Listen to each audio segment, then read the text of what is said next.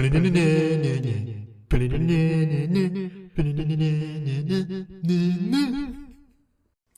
everyone, and welcome back to another episode of X Marathon, the series of reviews where we cover all of the X-Men and X-Men related movies.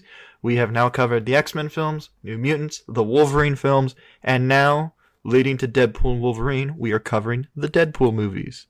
So we're going to be starting with the first one, obviously. Yeah, basically just an origin story of our favorite Merc with the Mouth, and honestly, rewatching it, this movie still holds up. Oh wait, and with me today we have... Yeah, you kind of forgot to, your opening clip to introduce a person. Okay, this review is late. I apologize. We're probably going to be releasing this video today and the next one tomorrow, so... I forgot the script. There is no script. There's just a bunch of gibberish written on paper that I have to make out. Well, guess what? This is a Deadpool review, and he just goes all out. Well, guess what you get to do? The same fucking thing. I guess so. I'm swearing. Fuck you. Alright. Fuck you. Alright. What did you think of this fucking thing? You didn't already hear my name. It's Adrian, again, back from the Wolverine reviews. Well, let's put this out first. When we both saw this movie at the same time, together. Yep. Movie theater. With two of my family members. I was 15. I was 14 because this is like your birthday-ish, right? Yeah, we saw this for my birthday. Yeah, so I wasn't 15 yet. Yep. At the time. Oh man, what a fucking film to show a 15-year-old. This movie shaped my sense of humor. I mean, I'd say that part. Prime YouTube also ruined that for me. That's true too. Like brain rot has ruined me now, but this is the film that got me to that point. I love being a smartass, and this film is right up my alley.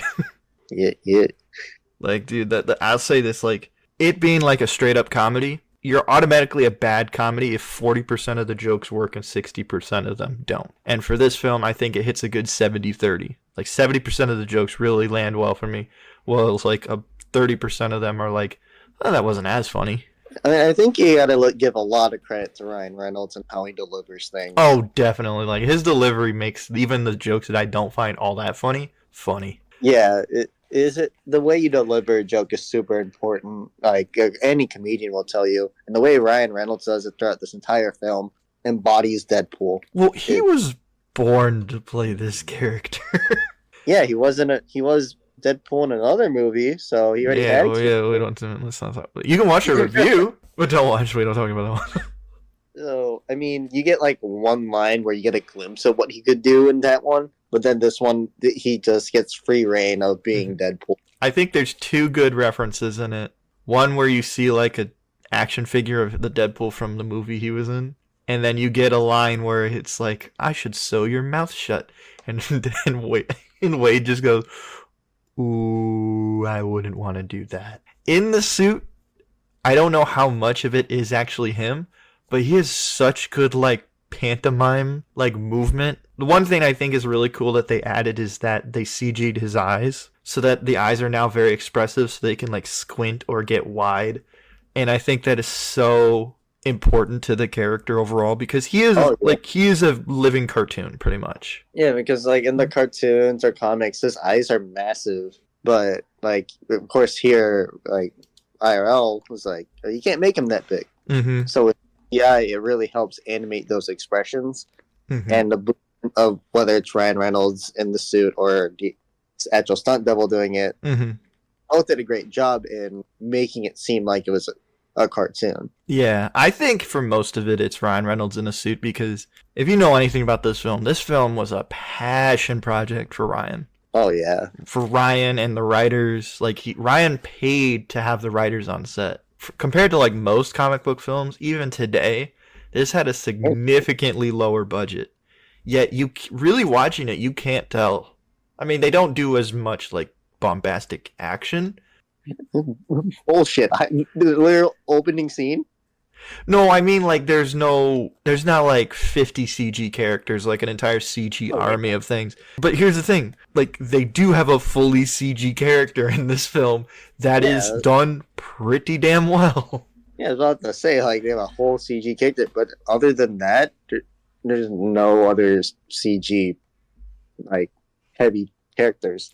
Like there's CG heavy like action sequences, obviously the first one and the ending sequence, but it's also like not like atrociously bad stuff like The Flash. Like Yeah, everything seems like it fits this really cartoony tone. Like the opening scene in the film where they go through and say like all the different things that like who made this. Like the writer's credit written by the real heroes here.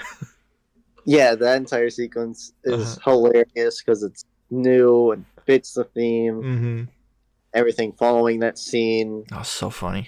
was comedic action, and it was done perfectly according to the source. It's like, Yeah, and it's also like entirely recreated because like famously this film was only really released because test footage of that opening action sequence was leaked online by someone. Because yeah, I'll show clips of it here. Like it's pretty one for the most part. There's some things that are different, like the overall Deadpool suit, but it is Ryan Reynolds as Deadpool. It's like a fully CG. Like I don't know if you ever watched like that DC Universe Online animation trailer. oh yeah, I think I've seen that. Yeah. Well, first of all, the guy who directed that short directed the thing that leaked, and then directed this movie.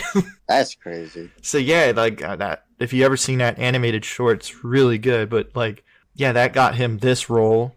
That got him this position. Yet, as a first-time director, this guy did a pretty good job, like balancing a lot of different things in this film. From like, 1 minute this is a romantic comedy, next minute it's a superhero action film, then you get into a horror film halfway through.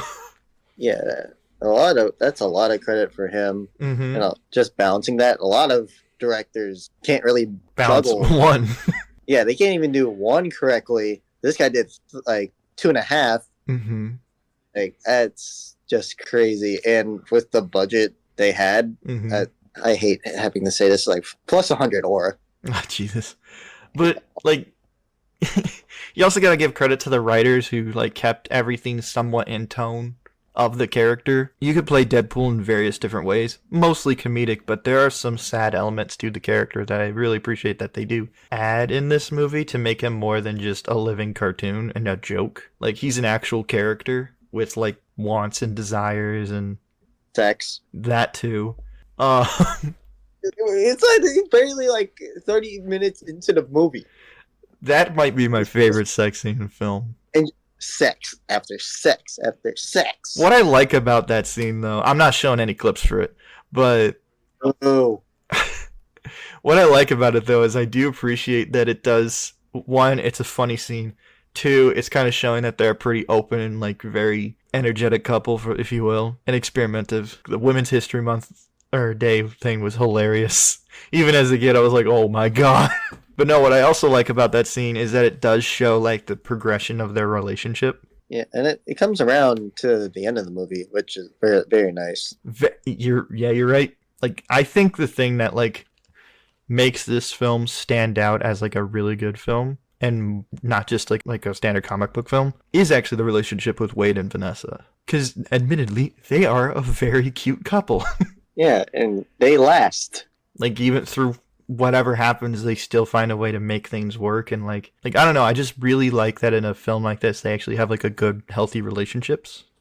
Yeah, yeah. When you look at through their interactions and like also mainly just Ryan, like you could tell it's scripted, but it feels like they're so freelanced. The writers really just let them go. Oh, And well, that's like, I think what happens is they do what's written on the page, and then they basically let the actors riff and have fun just doing what they want.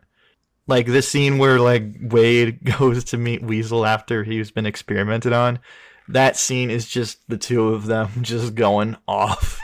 Like it's so funny. Like I'm not huge on TJ Miller as a person. He will get the coveted fuck you of this review. But like I do think like in this movie he is pretty funny. Like it's diminishing returns after this, but in this film he's pretty funny. I guess I have a question for you. What did you think of like our villain? Pretty standard in all respects, but given a good motive for Deadpool. Mm-hmm. Oh, fix me, fuckface. Like, yeah. I mean, yeah, very reasonable thing drives the plot. You ruined my look. You gave me internal, yet fixing cancer. I mean, you lied to my face. It's true.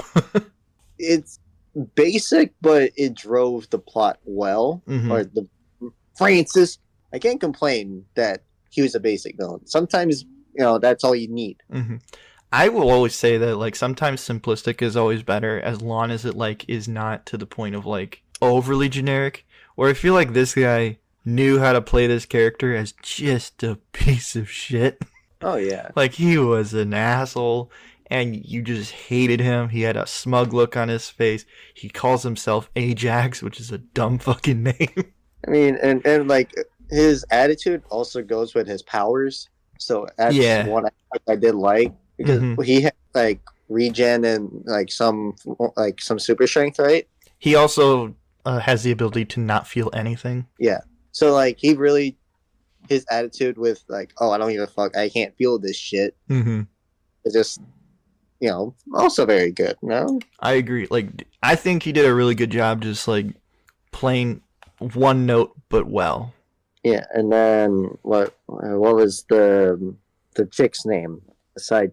Angel Dust? Yeah, and then I thought she was fine. There's not much I can really say about that situation, nor do I want to get into the actor. I really don't want to get into that. I mean, all she really did in the film was punch Colossus in the dick. Yeah, and then some boob. Yeah, well, that's it. Yeah, pretty funny joke though. I do like. Oh, that's so sweet. Thank you. And just punches him. Yeah, it's comedy like that helps like drive the movie, the characters. It's character-based comedy for me, and that's what I like most. Where it's like, let's put this character against this character in this situation and see what happens. Where it's not like everything leading up to this point is the joke. Even though I do think there are some pretty funny moments like that where, like the Zamboni joke is pretty funny. Is that build up though? It's more just like, why is this character doing this? I don't know why. Let's just put it in. Yeah, that one. And also with that scene, it's like, is it sexist to hit you? Is it sexist to not hit you? Exactly. Yeah. It's so confusing, man. And I love the detail of like the reason why no one can tell him like where Francis is because he never goes by that by anybody else. Yeah. So everybody's just like, who the fuck is Francis? That's one of the jokes that I like that you have to get on the second time around. Yeah, I'm pretty sure rarely anyone gets it on the first. Yeah. Because I know I did. I didn't either. But then again, the first time I watched this, I was 15, and most of my favorite jokes were just the gore and the dick and fart humor. It's almost 10 years ago for us. Jesus Christ. 8 years. Jesus. Yeah, we talked about him a little bit, but I love like the hints to like the larger X-Men universe in this film, like Colossus in general. I think he's just a great addition to this, and it's more of a comic accurate Colossus than we have gotten in compared to like the other X-Men movies that we've seen and also reviewed. Oh yeah, it's like out of all the like things I've seen in Colossus, this is the best thing I've seen that isn't animated. Yeah, like this is Colossus from the comics pretty much. Maybe not in like every detail, but like he's a big metal Russian and like some pretty good manners. Yeah, he's a really nice guy, and he plays well off Deadpool. Like another joke I really like is Deadpool goes to punch the villain, and he winds up and hits Colossus in the junk, and like he like hits metal, and he's just like, Dad? And then just needs to get flung. Yeah, and then like him punching at Colossus and breaking his fists and then breaking his leg. But the arm that he was handcuffed to. Yeah, that too. Like, that's some really funny stuff with Colossus. I really liked Negasonic Teenage Warhead. I think that's one awesome name. It's just like for her powers, and then the name is like, it fits. Yeah, it's right. It's a mouthful, but it's right. But I also like it because it's such like a comic book name. Like, that's a name from like a 90s comic book brought into live action. I think it was also like the first time we actually got to see like comic accurate X-Men costumes in a film. Because like up to this point, the closest we got were like the first class costumes, which like the blue and yellow. But like this was like straight out of a comic X-Men costume. Nah, I haven't seen all the X-Men films. I think you're right. Yeah. But I don't know. I love that the costume like in this is like straight up Deadpool. Like you look at it and you're like, that's Deadpool. Yeah, they got it right this time. They did get it right this time. Do you have like what's one of your favorite jokes in the film? Whenever I'm asked that question, the first thing that comes to mind is the Zamboni. Like, you're gonna die in 5 minutes. I love the cut back to that when he's like, you're about to die by a Zamboni. Yeah, speaking of Francis, my favorite joke is where like Deadpool has Francis like dead to rights. He's broken both of his arms, beating the shit out of him. Francis was revealed that, yeah, I can't fix your face. You're stuck like that. And then Colossus comes in. He's like, 4 or 5 moments. And like gives this big long speech about how to be a hero and spare an enemy and be a good upstanding person. And what I love is throughout this entire speech, you can look at like Francis and he just gives the most like, are you serious about this shit? When you say that scene, it just reminds me of the Deadpool video game where Cable was speaking about being a hero. Uh-huh. And Deadpool was, this is so boring. Yeah. He just shoots himself in the face just to end it all. Yeah. But no, I love then when he just full on just shoots him in the face. And Colossus throws up and he's like, why? He's like, I'm not gonna like, sure, I'll wait for the next 4 or 5 moments, but if being a hero man is leaving pieces of shit like that about, maybe I shouldn't monitor a hall or something like you. Like, I love that joke. Just caught me so off guard as a kid and made me laugh so hard. But yeah, I love that joke. Still to this day, it makes me laugh so hard. Just the timing of it all is just so funny. Oh, I guess one of my favorite characters we didn't even talk about is our blind cocaine sniffer. Oh, Blind Al? Yeah.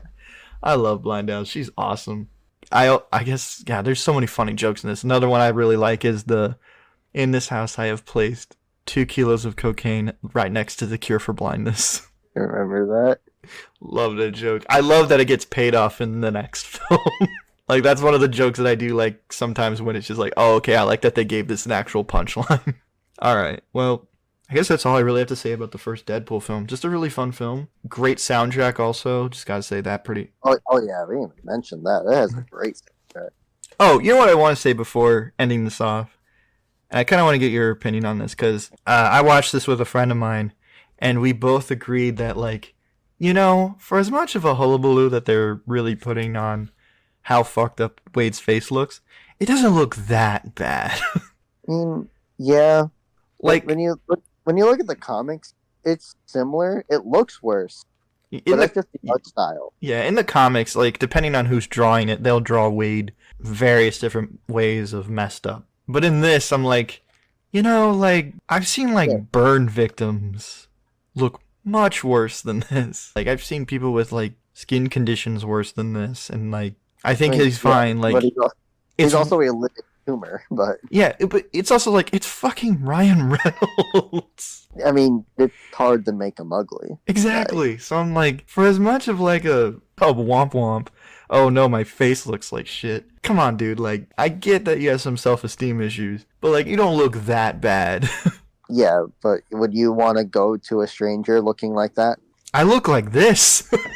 Now imagine shape everything and you look like a dried up raisin. Honestly, Adrian, I don't think my chances of getting a date would increase nor decrease. Yeah, you might get a pretty fuck, who knows? You know what? That's how we end this video.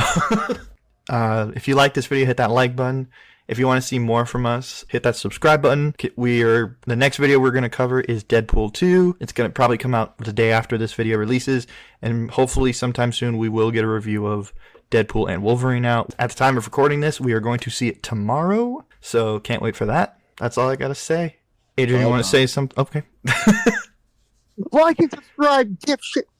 Okay, well, that's all I got to say. Bye.